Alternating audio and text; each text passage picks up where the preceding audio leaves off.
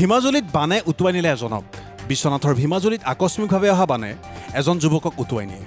কামৰ পৰা নিজ গৃহ অভিমুখে অহা দুজন যুৱক ভীমাজুলি নৈ পাৰ হোৱাৰ সময়তে বিবং চবৰ নামৰ যুৱকজনক উটুৱাই নিলে বানে।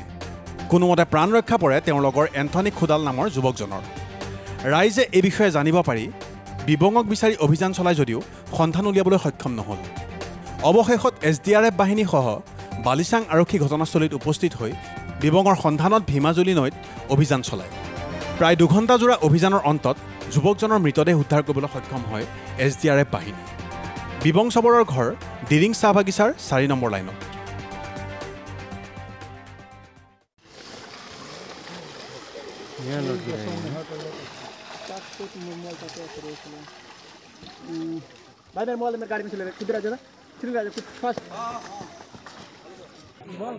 দুইজনে কাম কৰি আহি আছিলোঁ।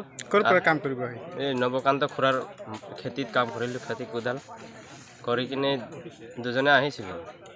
তো সি আগত পাৰ হ'বলৈ বিচাৰিছিলে অকলে একলা। তো মই ক'লোঁ যে দুজনে পাৰ হ'ম, চাইকেল মই কান্ধত ল'ম। তো তাক মই কান্ধত ধৰিছোঁ আৰু চাইকেল মই ধৰিছোঁ। পানীটো আহি দুজনকে বহাই লৈ গ'ল।